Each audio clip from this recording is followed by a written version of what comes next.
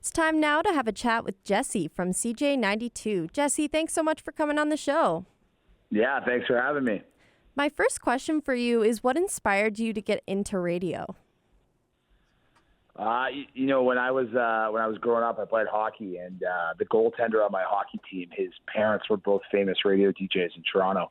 And I just remember, going to the hockey rinks and all the other parents gravitating towards them and asking them about their job. And, eventually I started doing the exact same thing and thought it was cool that, they were on the radio and, they travel around with our hockey team and getting to know them a lot. I found out how fun the job was, being on the radio. So I used to just kind of intern with them when I was in high school and just, kind of got behind the board and helped them out a little bit. And then I remember going to school for something else. And in the summers I was doing landscaping, and it was such a crappy job. And, every day on the way to work, I'd just be listening to the morning radio, hearing these, goofballs having so much fun on the air. And I was like, why am I slugging it out here, mowing people's lawns and trimming people's hedges when I could just be hanging out with a buddy, listening to music and having fun? So that was kind of like the spark in my head. I was like, get out of this job that I hate and move on to something that I like. And, thank God it worked out, because radio is a very hard business to break into. Right. Yeah. I also did landscaping too, so I can understand the wanting not to do that. Yeah. So my second question for you is, what has been the highlight of your career in radio so far? Oh, wow. There's so many. I've been busting my ass doing this for, over 10 years. And I guess behind the scenes, it was really cool to be acknowledged by, Canadian radio. I won the Young Broadcaster of the Year award for Canada in 2017. Congrats.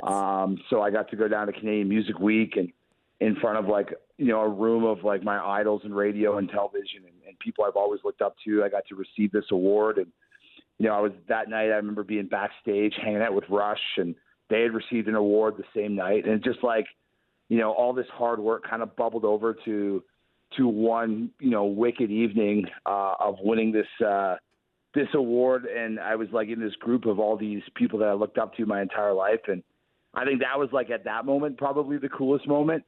Yeah, that sounds really cool. In this job though, you're constantly doing, cool and fun things.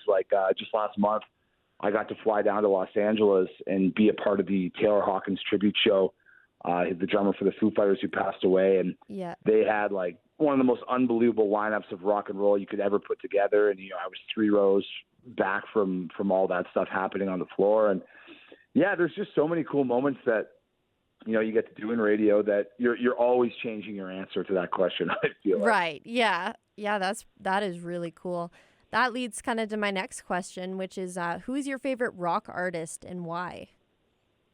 For the longest time, I would tell you it was the Tragically Hip, and still I guess it is. They're just not a touring band anymore, obviously, since the passing of Gord. But I remember being a kid and following that band around for so long. And when I was in high school, me and my buddies would drive to see them in different places in Ontario, and always dreamed of just getting to hang out with them one day. And then I did radio in Kingston. I did a morning show, and Kingston is where the Tragically Hip are from.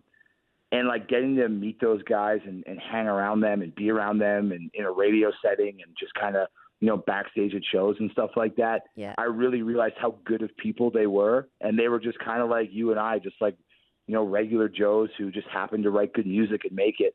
And they were the perfect band to get to meet, because a lot of bands you meet that you think are going to be cool, they're not. Just right. surprise, Yeah. surprise There's there. all that build up.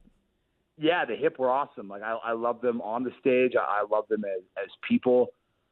They had one of the craziest ends to a career that you could ever have for a band.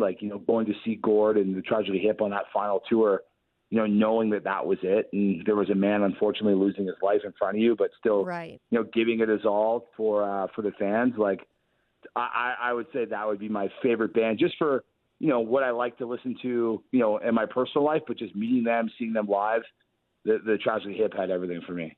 Yeah, that sounds amazing, honestly. And yeah. So my final question for you is, what advice would you give those starting out in this industry? Find something else. Yeah. No.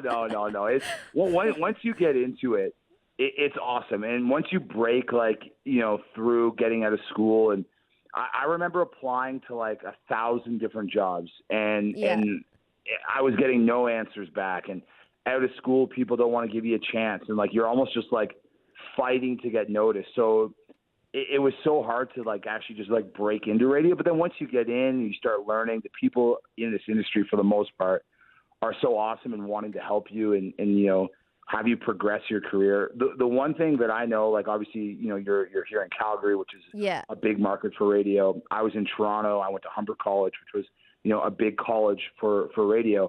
I found that every kid that was like, I'm going to, do radio in Calgary first, I'm going to stay there my whole life, or, I'm going to do radio in Toronto and that's where I'm going to be and that's how I'm going to do my career, they never made it. Like, I'll be honest, out of all the people in my graduating class, I think there were 2 of us that are left on the radio. That's it. Wow. Just 2 people from the 90-plus people that were in our class.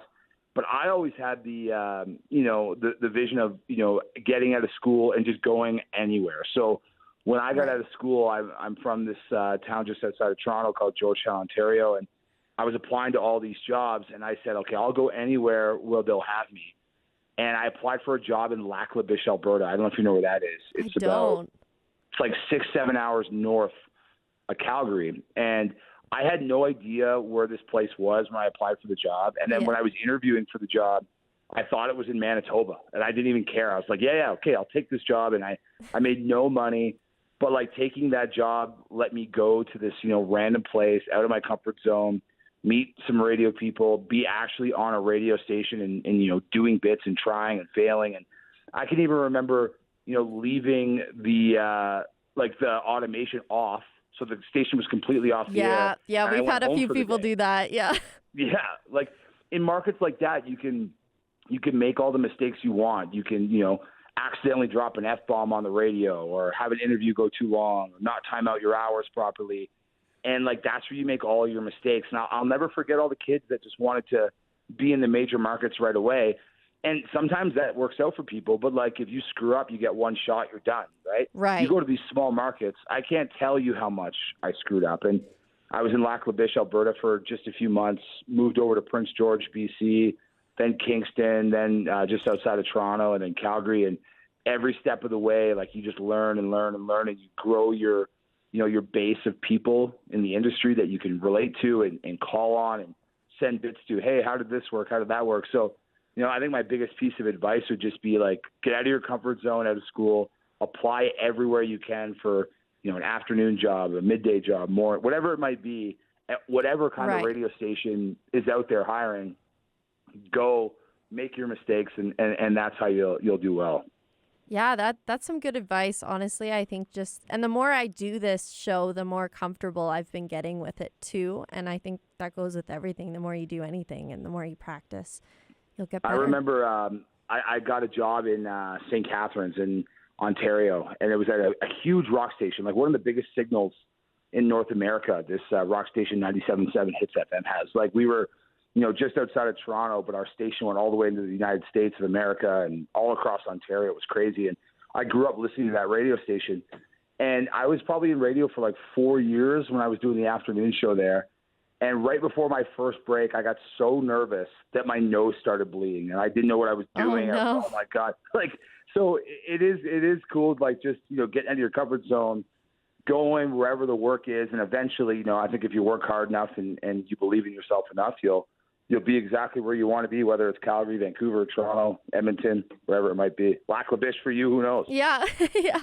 Well, thank you so much. That's going to wrap up this interview. Again, thank you so much for coming on the show. This is Jesse from CJ92. You can listen to him and his co-host JD in the mornings from 5 a.m. to 9 a.m., Monday through Friday. You're listening. Thanks a lot, Maya. Yeah, thanks so much. Talk to you later, Jesse. Bye. Bye.